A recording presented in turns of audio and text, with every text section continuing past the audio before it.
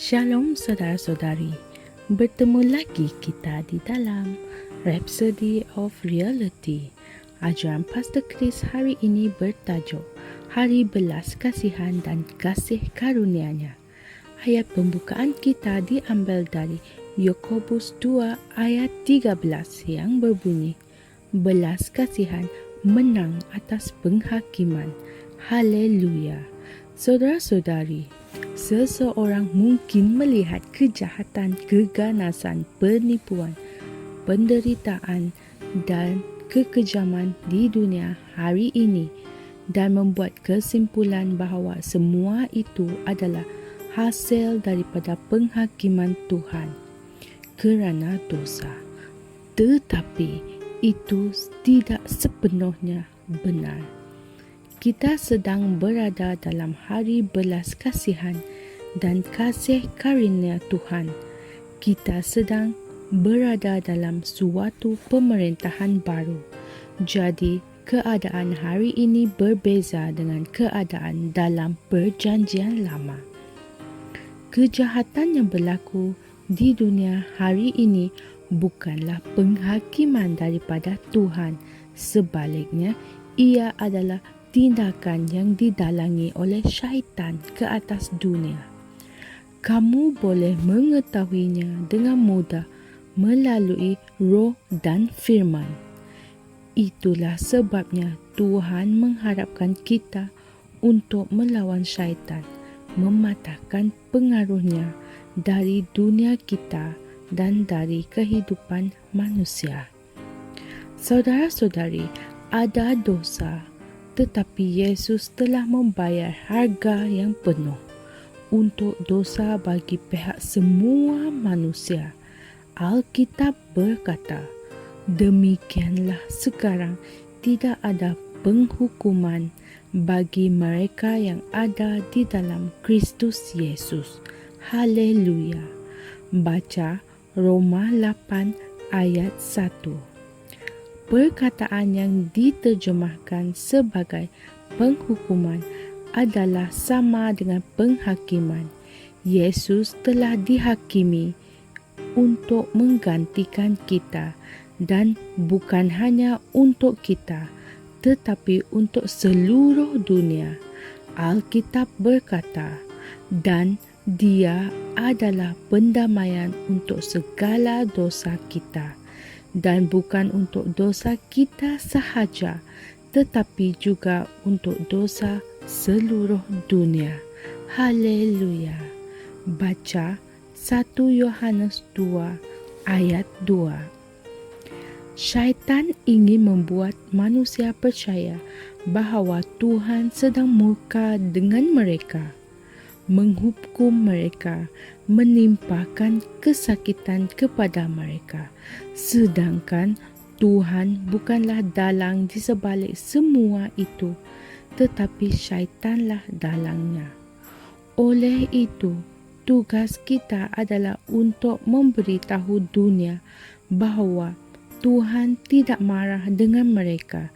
Sebaliknya, Dia menjadikan kebenaran dan hidup kekal tersedia ada dan percuma dalam Kristus Yesus. Haleluya. Baca 2 Korintus 5 ayat 19. Saudara-saudari, Alkitab berkata, oleh itu, marilah kita dengan penuh keberanian menghampiri takhta kasih karunia, supaya kita menerima belas kasihan dan menemukan kasih karunia untuk mendapat pertolongan kita pada waktunya. Baca Ibrani 4 ayat 16. Dalam ratapan 3 ayat 22, ia berkata, sebab kebaikan Tuhan tidak pernah berhenti, kerana rahmat-Nya tidak berkesudahan.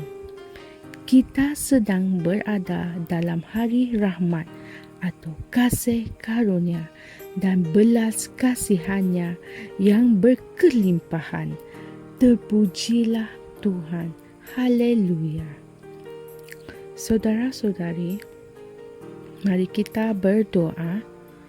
Ya Bapa, aku menyatakan kemuliaan-Mu dan membangunkan kehendak dan kebenaran-Mu di bumi hari ini, memenangi jiwa dan membawa orang keluar dari kegelapan kepada terang-Mu yang menakjubkan. Aku menyebarkan kasih-Mu di mana-mana. Terima kasih atas rahmat, belas kasihan dan kebaikan-Mu yang berkelimpahan, yang menyebabkan manusia bertaubat dalam nama Yesus Kristus. Amin. Renungan tambahan kita diambil dari Kisah Para Rasul 10 ayat 38, Roma 3 ayat 23 hingga 25, dan Efesius 2 ayat 13 hingga 15. Sekian perkongsian saya pada hari ini, sehingga kita bertemu lagi pada hari yang lain. Kami percaya saudara-saudari semua telah diberkati dengan perkongsian firman dari Rhapsody Reality.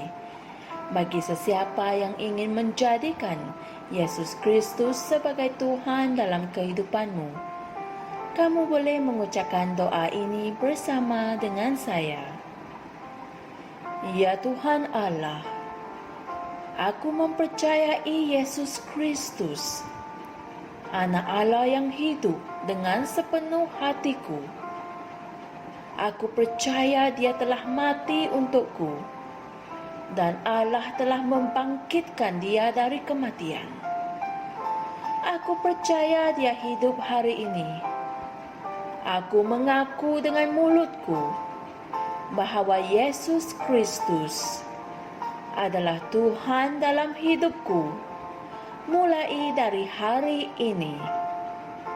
Melalui Dia dan di dalam nama-Nya, aku mempunyai kehidupan yang kekal. Aku telah dilahirkan semula. Terima kasih Allah kerana menyelamatkan jiwaku. Aku sekarang adalah anak Allah. Haleluya. Tanya, sekarang kamu telah menjadi anak Allah. Untuk apa-apa sebarang pertanyaan atau untuk mendapatkan lebih banyak maklumat mengenai bagaimana untuk bertumbuh sebagai seorang Kristian, Anda semua boleh hantar mesej di akaun Facebook kami atau email kami di tni.msia@gmail.com.